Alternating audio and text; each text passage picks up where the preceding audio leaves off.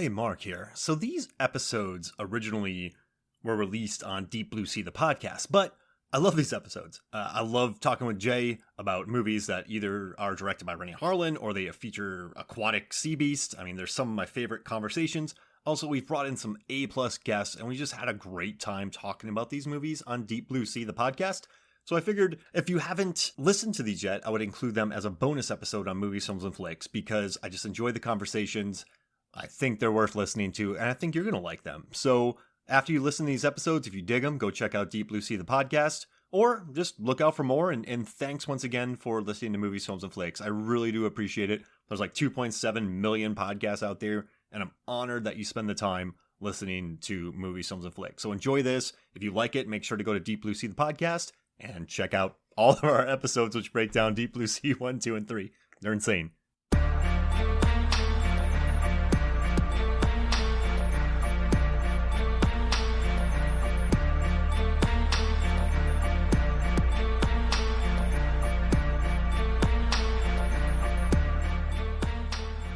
Hello and welcome to Deep Blue Sea, the podcast. I am Mark. I majored in history, Hoffmeyer. And I am Jay, NFL Trivia Cluet. The only kind of trivia that keeps you alive. On this show, Mark and I, we've covered the entire Deep Blue Sea trilogy, DVD chapter at a time. We're now looking at Deep Blue Sea adjacent films.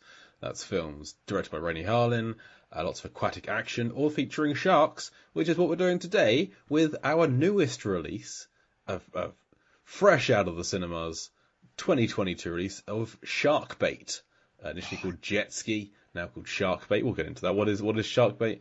Well, it's directed by James Nunn, stars Holly Earl, Jack Trueman, Catherine Hannay, Malachi Puller-Latchman, and Thomas Flynn as 5 late teens, early 20s on their final spring break who get drunk, stay up all night, and decide the best thing they could possibly do is steal a couple of jet skis, smash glass bottles jerkily. I mean, everything they do is they do jerkily. I hated these characters to a person. They go out at night with jet skis. They have a crash, and then 5 of them stranded out in the middle of the ocean with just one jet ski that doesn't even work, and hilarity ensues. Mark, you love jet skis. This is not a secret. You love shark movies. This feels like the perfect film we should be covering on today's show. As it's a new release, I feel like we shouldn't go full spoilers on it because it's literally just come out in the UK. It hasn't even come out in the UK. I got like an advanced screening of it.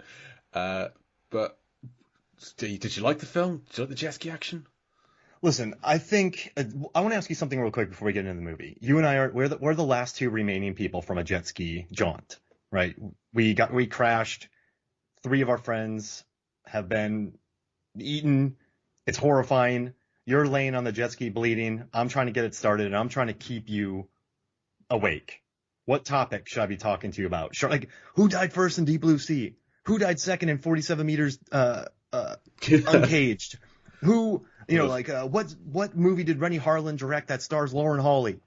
I just do that kind of stuff. Would that keep you awake? Yeah, it's The Adventures of Ford Fairlane.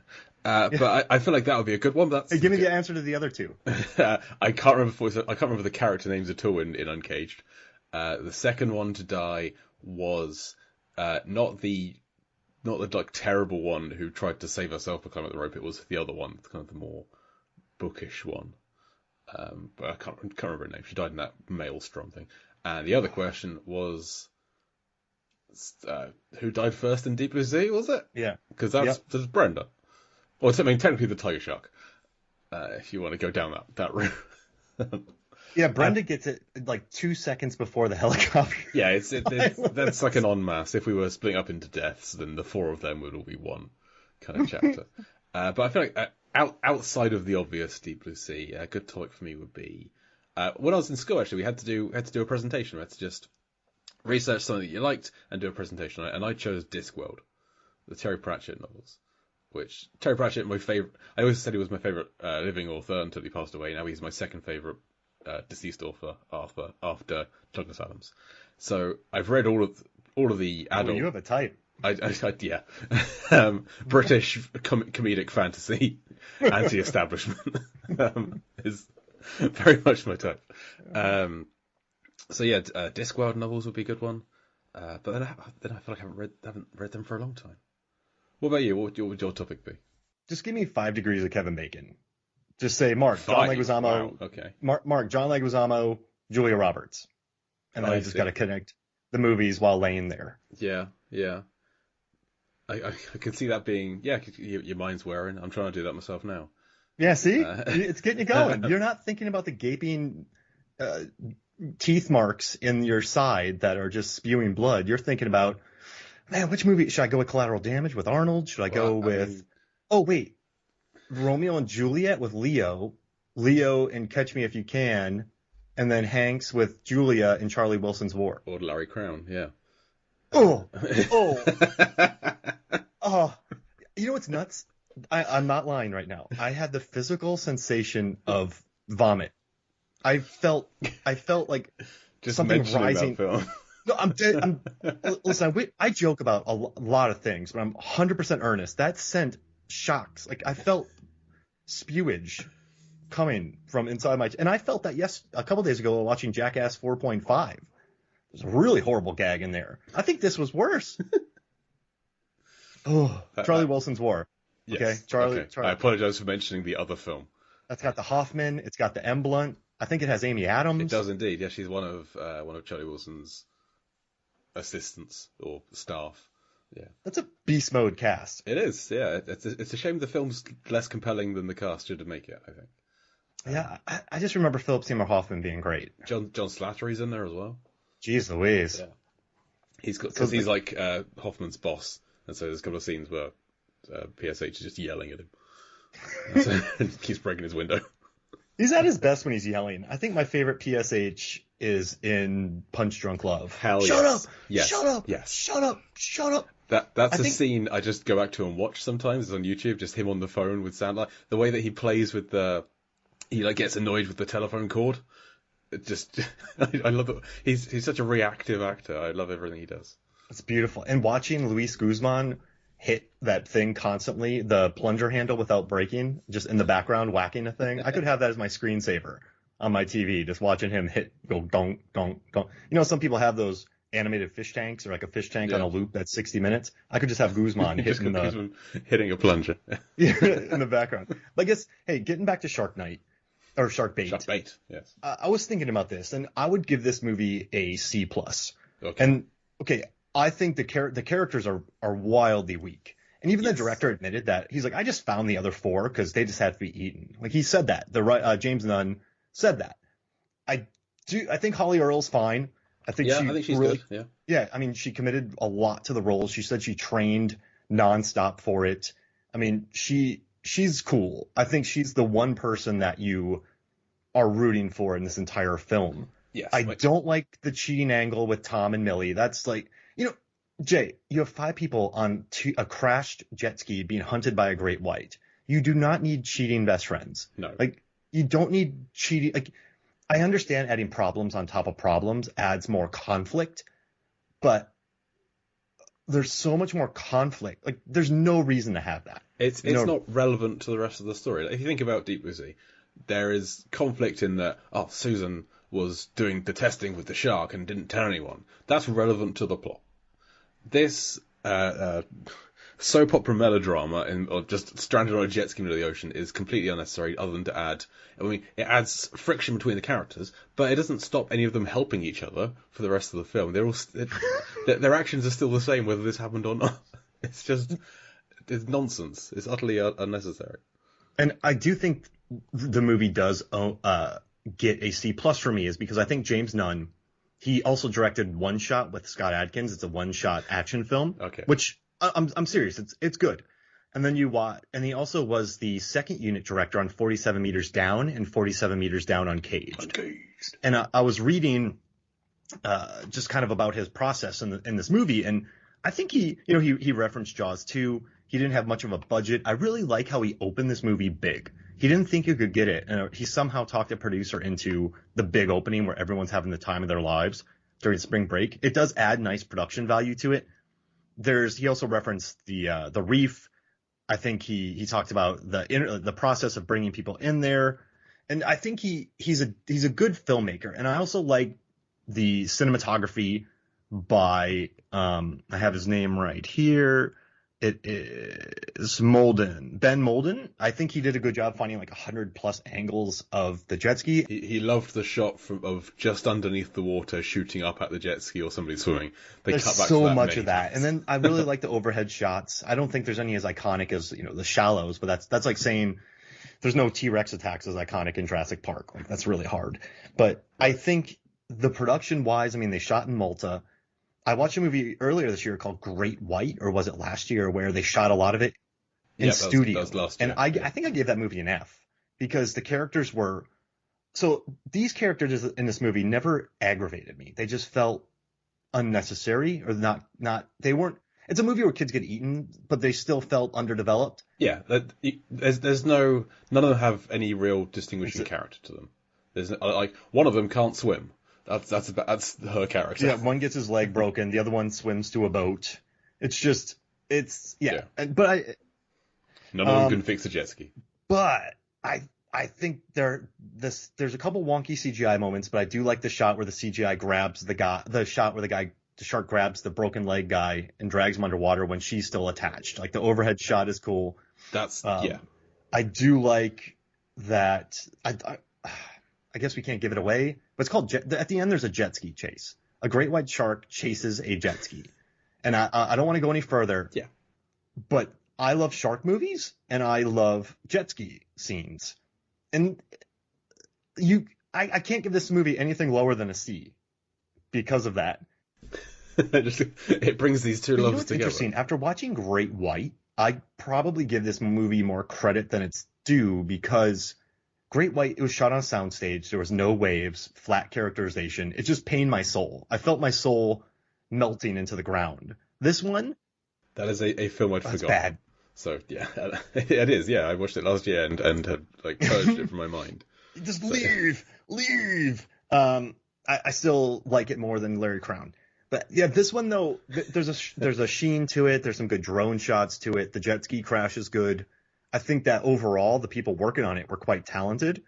And I mean, it's a movie where kids are stuck on it. You know what's interesting? Watching the trailer, this movie was better than I thought it was from gauging by the trailer. This could have been a sci-fi, cheeky, bad movie. But I think the location, the actors, the cinematography, mostly good CGI. I mean, we don't meet the shark until the 20-something minute mark.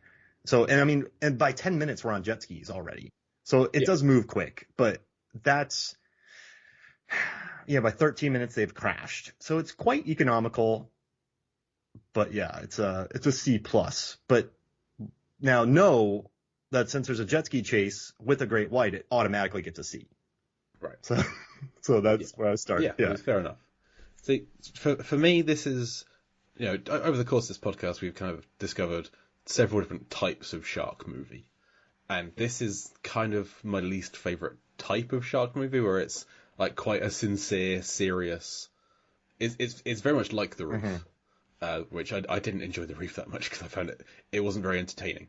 I'm here for the deep blue sea, inventive shark kills and characters who you really get on with and want to strive and see them survive and make it to the end, and you're disappointed when they don't. And here it's just one fewer name to remember when they're killed. So I'm okay. I can stop writing. Name of character. There's no Nancy, right, from The Shallows with Blake Lively, because she was really likable in that movie, even with Steven Seagal. Like, she carried that film. Yeah. But even there's no Scoggins, who's like a fun character who he's going to die, but you're going to have fun with him along the way. There's certainly no Preacher. There's just no. There's no one that you're really rooting against. You're rooting for Nat, but everyone else is just kind of there. You don't think anyone else is going to make it. I just needed more character to this, and I needed more fun, because it's a film about you're stuck on a jet ski with a shark in the water. That's quite limiting as to what you can do, especially when the jet ski isn't working for the majority of the film. So you're just it's a raft for most of it. It's just an awkwardly shaped raft. They could have ramped the shark in a scene. They could have done figure eights to avoid the shark. They could have. Yeah, that would have been cool. Drive around a buoy, hit some sweet waves. I think for about an hour, they're just kind of sat on the jet ski trying to get it to work, or just kind of bobbing there waiting for something else to happen. And I feel like I just kept yelling at them, just those of you who can, get in the water, hold the jet ski, kick your legs. You'll move somewhere. Something, you might catch the tide or something. It's better than just sitting there doing nothing. No, I thought the same exact thing.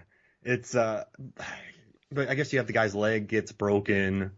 You have someone who really... Which there is when they get him out of the water and put him on the back of the jet ski and then it kind of breaks a bit more, there's a horrific noise that makes, which is always...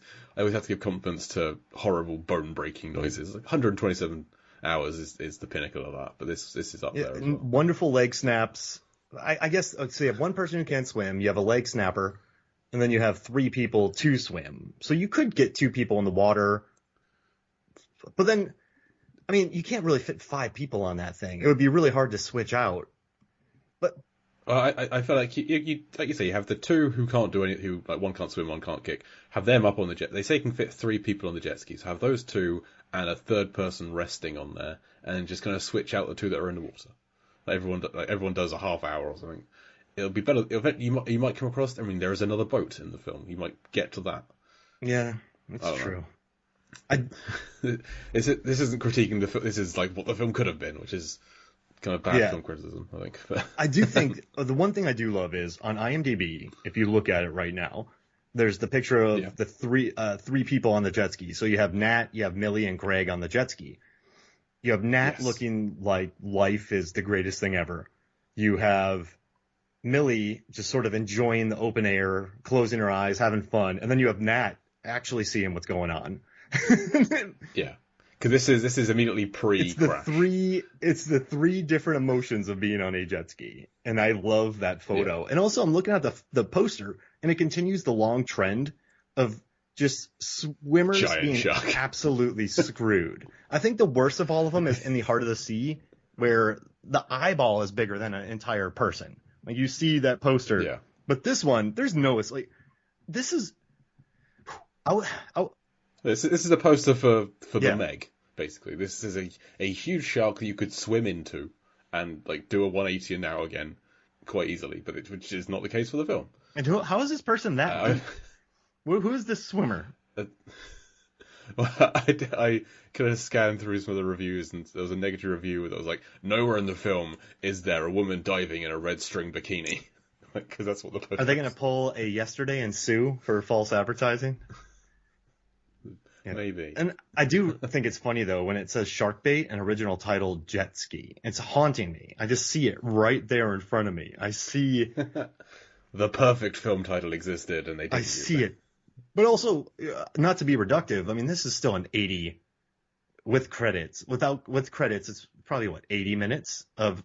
80, yeah, and take out 4 minutes for credits. So you're watching an hour and 23 minutes. Yeah, you're right, though. It is quite humorless. But it still ends cool.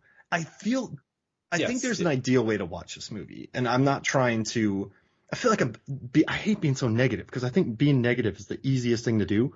But you could start this movie at maybe the 10-minute mark and skip all the...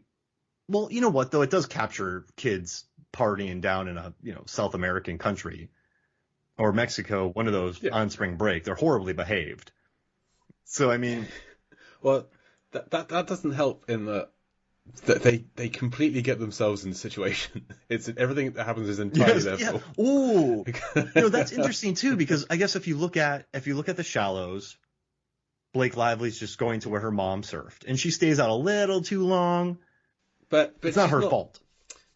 Yeah, she's just out for a swim, and then there happens to be a shark. These guys, they get drunk, they stay up all night, they steal a couple of jet skis, they play chicken with jet skis in the middle of the ocean. Yeah, it's all on them.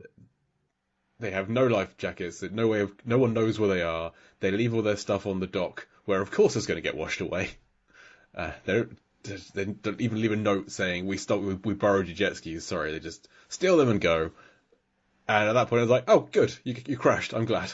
Mm-hmm. But I guess that you're right, though. That adds an interesting wrinkle, because when you think about 47 meters down and how they're stranded, it's not their fault, and it adds a level of urgency because they have the oxygen and the bends. And they have awesome flare scenes. Uncaged, you Yeah. never expect for prehistoric great whites that are blind. But Uncaged is kind of their fault to an extent. They didn't mean to get trapped, but again, they're out without telling anybody. Yeah, that's true. Where they go, and they shouldn't be there. No. So I mean, they hit some bad luck in the thing caves in because of the sharks.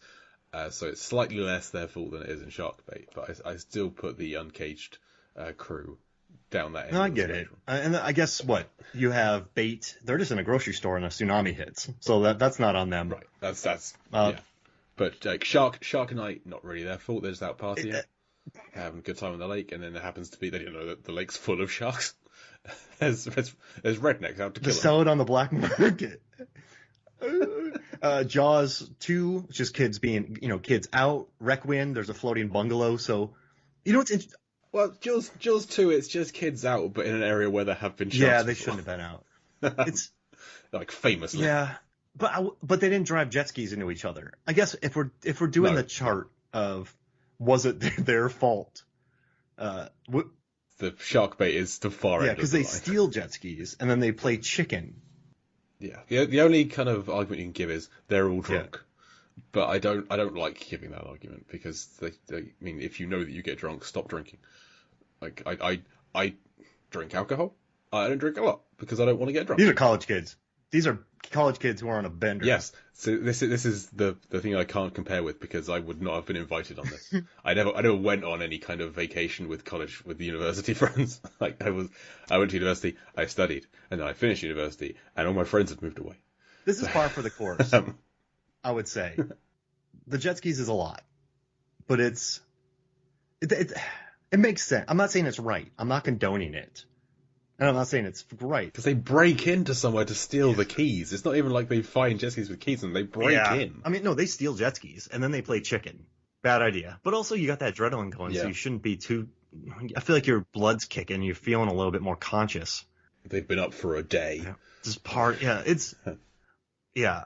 But it's still jet skis and sharks. And that's all... Yes. I mean, what's interesting too is... I said that it's a well-shot film. You know what I do love the most is they did shoot in the ocean. You don't feel much of a studio or a tank. You can tell a tank. Like Deep Blue Sea has a tank. You feel that tank. Yes. In the beginning shot. I keep seeing tank. But... Oh, yeah. I mean, there's no indoor shots in this film. Everything's outside. Everything's out in the open air, open sea. So, we got to credit that. And like you said, it looks fantastic. This looks nothing like any kind of terrible sci-fi film. Compare this to like Ice Sharks or Santa Jaws. This is nowhere near the production quality. Yeah, there's actual production design. Not design. I mean, it's the jet ski, but there's actual cinematography in play here. Yeah. And it's all in focus. I guess the one problem that it's better than I guess Jaws Larry 3. Crown is in focus too. But yeah. But Jaws 3D isn't. Listen, I know I don't want to sound. You're right. I think we are kind of hating on it a little bit. We're both trying not to. We're trying not to. I still enjoy. Listen, at the end when it turned off, I was like, I don't want to give away the ending, but I was like, that was cool. I don't know. There are some great deaths in it as well. There's at least two, like you mentioned, when. It's no real surprise that Greg, who's the guy with the broken leg, dies first. So when he gets dragged underwater, Nat's hair is stuck in his watch. That's kind of a cool sequence. And it looks good, too. And she breathes for a little bit, looks up. I like that. Yeah, and there's another one later on where when we talked about the shallows, the shark in that is just mean. The vindictive shark just kind of toying with Blake Lively. And you get something similar to that here towards the end when the shark is kind of toying with her, dragging things around, which I enjoyed those sequences. Oh, it's mean. This shark is not... we meet the guy in the beginning who had his legs bit off, and I feel like this is a shark... The Harbinger. Yeah. Oh, wow, yeah. She's supposed to go get drinks, and then she sits down.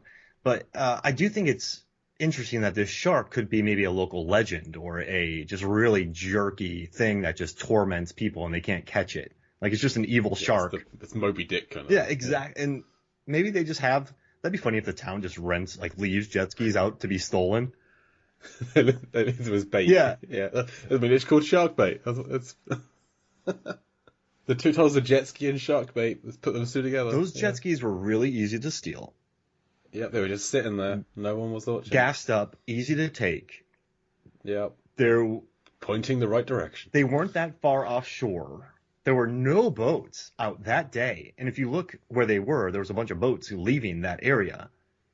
So maybe this is like a Wicker Man or a Willy's Wonderland type situation where you put somebody in there to be sacrificed for the greater good. The greater good. The Cabin in the Woods. Maybe this is a section of the Cabin in the Woods, and now the world's doomed. I mean, we have the Harbinger. Yeah.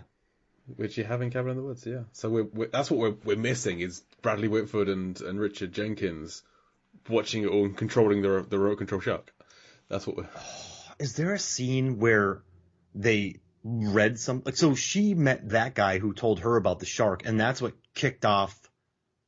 They could have been drugged, led that way.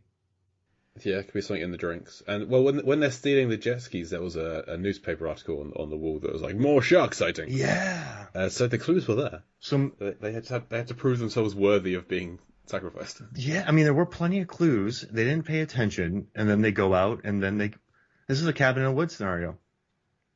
Yeah, well, there we go. And then, okay, so you have to like blow either a conch shell or play a board game. What did they do to summon the shark? They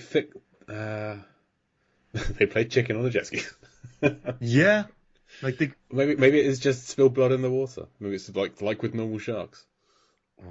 Yeah, because there is no shark until Greg's leg gets hurt. If they went too far, a kraken could have got them. If they went Cthulhu's out there. Underwater happens, like Kristen Stewart's like, run! They're like, is that Kristen Stewart on a jet ski? Is that Jessica Henwick? What's happening here? Wait, the guy from the newsroom? What are you doing here? John Gallagher Jr. There we go. I loved you in that Cloverfield, 10 Cloverfield Lane. Where's John Goodman? That's another movie. But that has a monster in it. It does, yeah. They go other than John Goodman. They go further. They meet the Leviathan creature. There's squid out there. There's piranha. Oh no, they're freshwater. Yeah. But who cares? In 3D. Oh, I love that movie. I love all those movies. Piranha 3D is a treasure. Yeah, that's a fun one. But yeah, okay. So that makes. I think that works. I think that works too. I think the blood is what summoned the shark. If they dropped some gold into the ocean, then pirate zombies would have come after them. Oh yeah, or then you get the shark zombies. Could be a different alternative from Pirates 5. Oh, shark zombies, pirate shark zombies. If you go scuba diving, then Barnacle Bill will come after you. Let's see. If they stole a sailboat, they'd be attacked by. What would attack a sailboat? That's a good one. They could just be some kind of boat-based serial killer. When I get down to basics. Like, isn't Billy Zane in Dead Calm? Like, isn't he? Yep. Or like the kids from Donkey Punch. Oh. Who just. It's a different kind of film. What's worse, Billy Zane or Donkey Punch kids? Donkey Punch kids. You've just made like an NC-17 film. Whoa. If they steal a speedboat, then let's see. They would have to deal with like an evil John Travolta from Face Off. I hope we never get to the stage where we cover Donkey Punch on this podcast. Never. I don't want to do that. It's like covering a Larry Clark's movie or like a Harmony Korine. Well, no, I like Beach Bum. Jeez. I would talk about Spring Breakers because that's where I'm from, St. Pete. St. Pete. But yeah, all right. So okay, let's see. Speedboat. What's it? What attacked a speedboat? Willem Dafoe. That's a cruise liner. If you steal a cruise liner, Willem Dafoe. Willem Dafoe. Yeah. With leeches. With leeches, of course. A speedboat. What's a speedboat film? So I don't want to see John Travolta from Face Off attacking them. What attacks speedboats in movies? Bond villains? Oh. Wait, Raul Julia from Street Fighter has a bunch of mines that he unloads? Yeah, that works.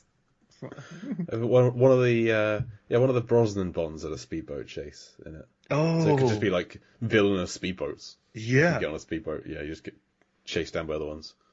And if you get onto like what's the canal boat? Not. Are you talking about an air? I've been on those before in the Everglades airboat. Oh, like an airboat. Yeah, an airboat. What would that? Yeah. Then just giant crocodiles, alligators. Whoa.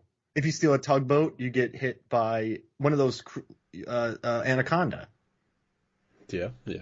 Wait. If you have a yacht, piranhas, sea piranhas. Yep. If you get on a gondola, then it's sharks in Venice. It's some Italian mobster has brought in some sharks to protect his underground booty. Ooh, whitewater rafting, Kevin Bacon and John C. Reilly. Yeah, or Deliverance. Yep, canoes. You get hit by banjos. Yeah, banjos, evil banjo fish. I'm sure there's a banjo shark. Are there banjo sharks? It sounds like a kind of a shark. Banjo. Yeah, there's a banjo shark. There is a banjo shark or guitar fish. Yeah. You get attacked by guitar fish. Rhino batiformes. Yeah. What happened to Jay? Well, he was canoeing in a banjo shark or a guitar fish. Got taken out by ukulele. Ukulele fish. If you're on a tube. Oh, it was the accordion squid. Ugh. Let's see, what would get you in a tube? I mean, tremors. But we've already gone to piranha a lot. I mean, there's a lot of varieties of kills in piranha. Yeah. I would say a giant... The piranha is a versatile killer. Big lobster. It's a big lobster. If you steal a fishing trowel, a fishing boat, you get hit by a wave. Yeah, if you steal a giant cruise liner, you get hit by an iceberg. Or...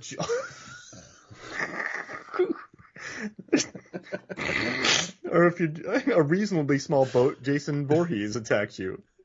Yeah. You hit an iceberg. Did you hear about Jay? He stole a cruise liner, a luxury cruise liner, and he drove it. How big was it? He drove it into an iceberg off the coast of Mexico. Wait, in the Gulf of Mexico, he hit an iceberg with a cruise liner? Yeah. No more questions. Yeah. Man, I would. Your funeral would be like a blast. Because people just... Thanks. Well, think about it. Like, how did Jay go down? Well, Gulf of Mexico cruise liner, iceberg. He bobbed in the water for a while, and the front half snapped off, and then...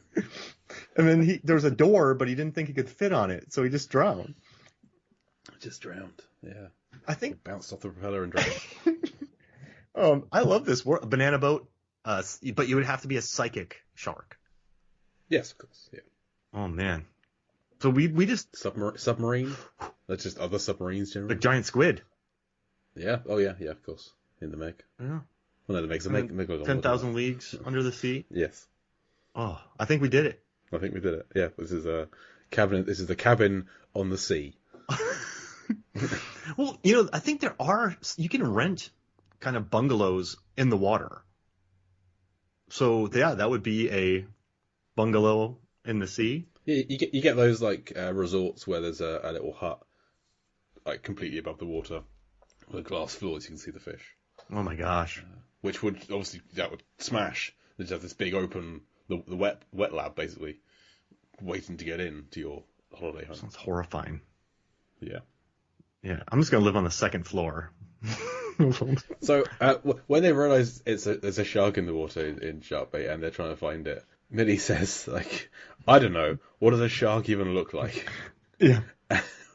Which is infuriating because it's the most recognisable animal in the world. Yeah, that was a good line. And also she was yelling at Nat for using her phone to catch people's attention. Like, that won't work. Yeah. But then, Nat gives it to her, which makes me happy. Yeah. I mean, why not try? I do like the line, like, do you know how to fix this? He's like, I majored in history. Like, that's funny. Like, that's... Yeah, they're all useless. Yeah, and I do like that. Did you see the writer, this Nick Saltris, he wrote A Prayer Before Dawn, which... Have you seen A Prayer Before Dawn? I have not heard of A Prayer. It is an excellent film. I mean, it is violent and, like, wildly bloody. It's based on a memoir. But, yeah, I mean, I think Joel Cole gives an excellent performance in it. And also has Vithaya Pansringarm. I butchered that. but he's also in Only God Forgives, and I love that movie. But yeah, he wrote that, and he also worked on EastEnders, Hollyoaks. EastEnders, yeah. Well, makes sense as to where the soap opera melodrama comes from, because he's written on a bunch of UK soaps. Yeah, Emmerdale Farm, Brookside. Brookside, yeah. Mersey Beat, Holby City. He's written on all of them apart from Coronation Street, I think. He's almost got the full set. Wow, so then he's used to soaps. I mean, so he adds a soapy element to it. Yeah. Ooh. There's no one speaking Cockney, though. Was that bad? It's just a shame. That would improve every film. I'm not sure what the economy rhyme is saying for a jet ski or a shark is. Tree bark shark. Yeah. Ooh. Jet ski. I want to hear it. Give it. Let's go. So, house key jet ski could be. I don't know. Oh. We'll work on that. No. All right. So I mean, I like that discovery then. So no wonder they add the soapy element. Can we explore that a little bit? I was having a conversation before, and there's a lot of horror movies that are kind of the same principle, where you have movies like The Strangers, where a couple is going through, issues. They want a divorce, but then they're attacked by masked strangers. In Vacancy, you have a couple who are about ready to get estranged. Estranged? Who are about ready to get separated. Separate? Yeah. Yeah. I mean, it's the same thing. Yeah. But then, what are you doing this weekend? Oh, me and the wife getting estranged. Yeah, but then they get attacked, and I think there's always this element of let's add some drama to the relationship to have more. I guess sometimes people don't want a perfectly happy group being destroyed, but I mean, like The Descent, there is some dissent amongst them because of the cheating of Juno, but they aren't totally. There is issues, but it doesn't dominate the film, and it does play into the narrative because Juno is trying to make up for things, and then it leads to the end. But can't you just have a happy group being killed by people? I mean, in The Cabin in the Woods, that's a happy group. The only kind of tension there is Kristen Connolly's character kind of fancies one of the other guys. Yeah. Not Chris Hemsworth, not Dollhouse, Frank Kranz. She fancies the other guy, who I know is famous for other things, but I can't think of it. Jesse Williams? Yes. Also, Frank Kranz wrote and directed a movie called Mass, which is unbelievable. I have it recorded, but not. It is. Okay, I know people are very busy and we have next to no free time, but it's one of those movies that's best to get immersed in. I don't know if you have an opportunity to do that. Very few of us do, but it's good. It's really good. So yeah. Okay, so I won't watch it whilst editing a podcast. Yeah, don't. Cause good to know. I've watched it a few times now, and I think it's beautifully shot. I know the Atlanta Film Critic Circle gave it Best Ensemble. It won a bunch of Best Ensemble awards, which makes me really happy. But I don't know. One more thing about this movie, I do think we can't talk about the ending, can we? No, we can't. We can't do it. That'd be unfair. What do you think? Yeah, I think we should. Well, I mean, you can kind of see where it's going. Okay. Can we dedicate the last 10 minutes of brief this spoiler episode? section? Yeah. Hey, do you want to go over the deep and how deep and yes. And then what we can do is we'll wrap up everything and then we'll do a quick spoiler section. Is that cool? Perfect. All right. Okay. Yeah. So before we get into that, just some quick parallels between this and Deep Blue Sea. Not very many, it turns out. I mean, it's a shark movie, but it's kids partying. They're cut off from the land. A phone or someone falls into the water and it drifts down, kind of like the teddy bear at the start of Deep Blue Sea. At one point they get split into two groups, with one guy going out alone. They are surprised by a dead body at one point, and one of the deaths is a bit like Janice when they're being like held from above, kind of thing. That's so not very similar to Deep Blue Sea, but that's just a short list. And then how deep and blue is it? So Mark, as you know, as I'm sure you know, Deep Blue Sea, 47.5 feet deep, 31% blue. Do you reckon shark bait deeper or bluer than Deep Blue Sea? Oh, it's not deeper. It's not. It's a really good question. It's not deeper and it's not bluer. I would say it's shallows level. It is definitely not deeper. It is basically on the surface level throughout. There's a few shots underneath with a few bits up on the land, but for the most part it's on the surface level. So it's basically I've got as half a foot up in the air at the end of things.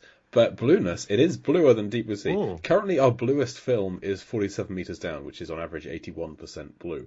This is 72.6%. This is a very exceptionally blue Oh, film. wow. Because it's nothing but wide open seas and blue skies. There's very few clouds in the whole film. There's underwater shots that are completely blue. This is now our third bluest film. Wow. So after 47 meters down and The Reef. This is actually very similar in numbers to The Reef in terms of depth and blueness. So that's cool. So like it kind of The Reef, Shallows, and this are sort of surface level movies, would you say? Absolutely, yep. Because The Shallows, blueness wise, is similar as well. That's like 69% blue. Wow. So they're all in that 69-73 kind of range. That's cool. Yeah. That's fun. Yeah. We need this chart. So all these movies. I keep meaning to do something with it. I mean, we are past our 100th episode, and I think I said I would do it for 100th, so maybe by now it is available somewhere. Do it. Do it. So spoilers? Yeah, spoilers. There's a jet ski chase at the end. You know what I like? The shark doesn't die. He gets stabbed in the eye. That was another parallel. Yeah. Where they find some driftwood and they stab it in the eye with it. And she does stab it, right? She does give it a stab. But at the end of the day... she breaks off that jet ski cover. Is this the first movie where the shark... Oh, no, 47 meters down. They all live. But this is one of the shark lives. It doesn't get shallowed. It doesn't get deep blue seed. It doesn't get killed like that hammerhead. So it's kind of refreshing that it's still out there murdering people. I mean, there's a bunch of sharks still alive in Sharknet. Oh, yeah, that's true. The lake is still full, and in Shark in Venice is still full of sharks. Yeah, that's true. But still, I guess when we're talking about like a primary, like one-on-one, Jaws dies. Yeah. That shark from Jaws 2 dies. Jaws 3 dies. Jaws 3 dies. Jaws 4 dies. So the sharks die in bait. The shark dies in the shallows. So I guess on a one-on-one basis, well, Orca. Well, no. Yeah, Orca. The orca survives. Yeah. In Orca. Yeah. All right. Well, I lost it there, but shark dies. Orca dies. But it's refreshing. It's still out there killing people. I do like. Just she fixes it on her own. She finds her inner strength. The really angry, jerky boyfriend gets got. Tom. He sacrifices himself like Shark Knight. He's like, I really was a good guy. I'm like, no, you're not. Tell your family I was a good guy. I will not do such. I will do such a thing. He has You're a terrible person. Bad temper. You slept with my best friend and at least 2 other people. And he gets so angry. I think that might be. He's a relatively inexperienced actor, so maybe that was his reaction, just getting horribly angry to the thing as opposed to defensive, I guess, which is you're still terrible. But I love when so she gets away from the shark. The shark's chasing it. He sacrifices himself. But then she gets into the shallows with a ton of rocks. And then she flips off the jet ski, flies off of it. And then she sees a thing, swims, finds her, because she's from Kansas. And then she finds her inner strength and the shark gets stuck. Like, it doesn't jump over. I probably wonder if I'll get in trouble for the jet ski stealing. She goes to jail at the end in Malta. But yeah, I think she'll have to pay for the jet skis. Hope they're insured. But yeah, I think it's still a fun ending. It's a jet ski being chased by a great white who's very fast. So I don't know. That's fun for me. I like it. It ends well. Yeah, I mean, you kind of in a shark film with jet skis, you kind of have to have a shark jet ski chase. Mm-hmm. And I'm glad they managed to fit that in there. And it looks good. Yeah, I mean, the whole film looks great. The director said that Holly Earl, she was the best jet ski driver of all of them by far. He said she tore it up. She wouldn't have crashed. I should let her drive early on. Oh, and real quick, the director, he interviewed all of them. And he was like, well, how do you swim? So he interviewed they all end up swimming really well, but they had to like pretend not to be able to swim because he's like, I just don't want non-swimmers in the water. Should I get you swim lessons, whatever? But he told them all, like, this is going to be miserable. Like, we're going to be on the ocean. It's not going to be fun. So when we're out there, I just need you to be team players. And he said that the days were really long. They were really hot. They weren't ideal days. But he said that all of them were just down. Like, they all got it. You know, when you accept a movie, like, and listen, you can't praise an actor for this, but you hear so many actors complaining about roles. So I kind of like that he prepped them for this. Because you can't get really you're not going to get Leo in here grunting in puddles. You can't afford that. Or grunting in the water on a jet ski, which would be amazing. Yeah. But it was kind of neat hearing him talk about the cast and how they just he said there's a good like synthesis between them and how they. Like he said, especially Holly Earl, they're all just like, yeah, it was hot, it was long, but we signed up for it. It was cool. We were in a beautiful place. So I like that attitude of all the actors. And it sounds weird to applaud them for that, but I've been on enough sets where people complain. So they seem like a pretty cool cast of actors, I guess, in this movie. So that made me happy. Yeah, I had no problem with any of the acting. They all did a decent job. Yeah. They found, because you know what's interesting? These actors are, maybe I should have said this earlier, but these actors are way a step above of a lot of the sci-fi movies. Very much so, yes. So again, Ice Shark's a million miles away from this film in terms of acting, production quality, any of that. Maybe should have started off saying that, but I think the performances are fine. But also too though, like how are you supposed to pack in a lot of characterization between 5 people in an 84-minute movie? So I guess it was a very interesting choice to introduce them as jerky spring breakers who rent jet skis. And then, it was pretty bold to have it all in the daytime too. They could have rented jet skis at the end of the day and like, hey, just get it back in a half hour because it's dark. And then they stay out too long, something happens, and then it's all a nighttime shoot to make it cheaper. But this is a full-on production during the day. Yeah, there's a one scene at night. Mm-hmm. There's a little bit at night towards the end when they see like the light. They try and get that, and it turns out to be a dead person. But yeah, for the most part, bright sunshine. And that shark destroys that sailboat, does it not? It does. The shark is efficient. It gets the job done. I like Tyler. But it keeps leaving people alive. Yeah.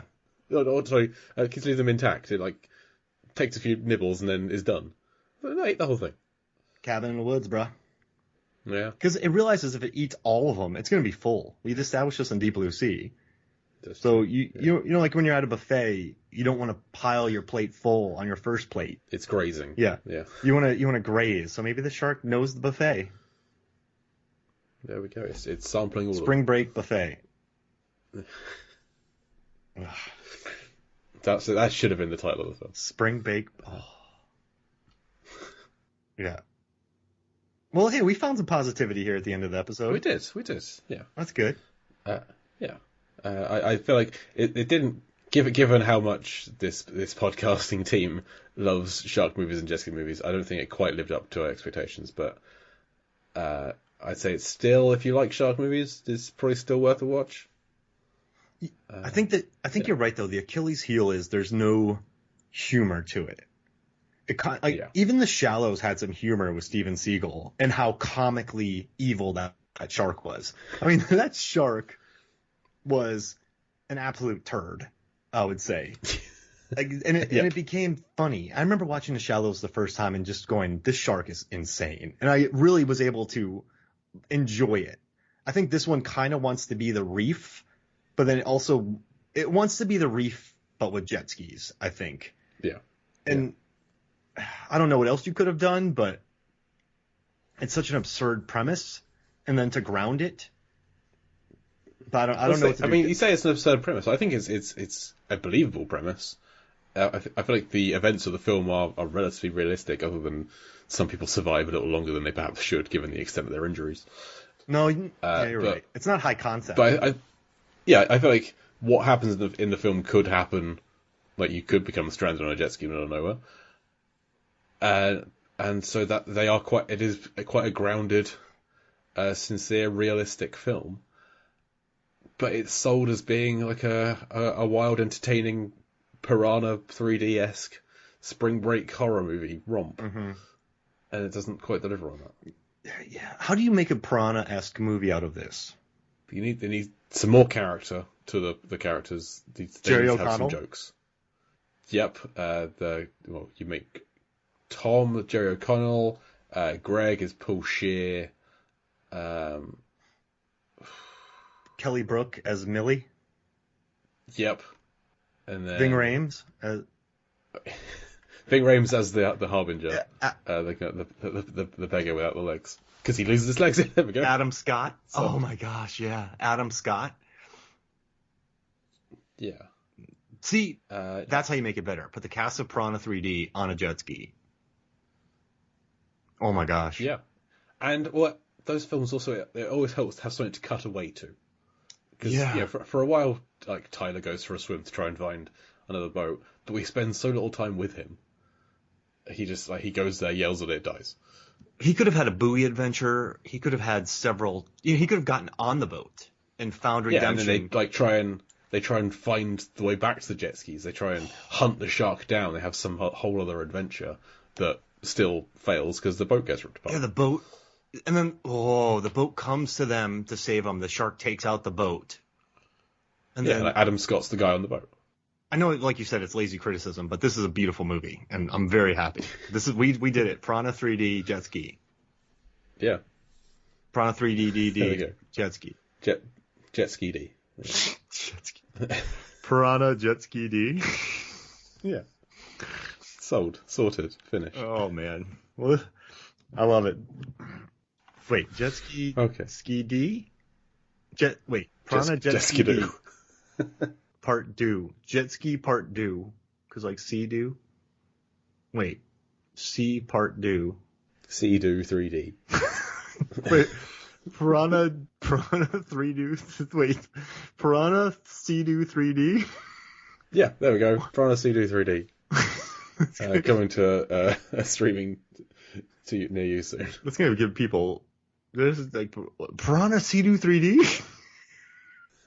Yeah. So, I didn't see Piranha C1 3D. I didn't see it. Oh, all right. That was perfect. Okay. Normally I'd go to the deepest bluest now. We've kind of done that, so we're gonna roll straight into plugs. What have you got to plug, Mark? Just let's see. Deep Blue Sea, the podcast. Oh wait, that's this. Movies, Films, and Flicks, the podcast. I was just number 1 in Nigeria, which is awesome. Awesome. That's so cool. And Jay, I don't know what you're doing in the UK, man, but we're shooting up the charts there with Deep Blue Sea, the podcast. So, I mean, I'm trying. You out here working, handing out flyers, going to the cons, selling t-shirts. Sure. We need to make some t-shirts. But yeah, Movies, Films, and Flicks. Check that out, and then go to we should. And then check out my videos on Film Theory, and then Fandom. I got a Tom Cruise thing coming up, and then Rotten Tomatoes. Mark off my Rotten Tomatoes. That's it. Awesome. Follow the podcast on Facebook, Instagram, and Twitter at DeepBlueSeaPod. Email us, deepblueseapod@gmail.com, if you have any suggestions on other films we can cover or other ways we could sequelize Sharkbait. And you can hear me over on the Lambcast once a month hosting Lampardy, movie trivia version of Jeopardy, always a fun time.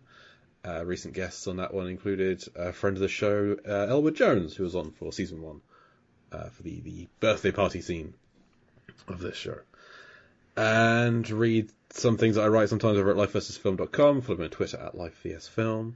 And then come back next week for the time loop film Triangle. Ooh, Triangle's good. But as for Sharkbait and Jet Ski and Sharkbait Sea-Doo 3D, I have been Jake Flores. And I'm Mark Kansas Hoffmeyer.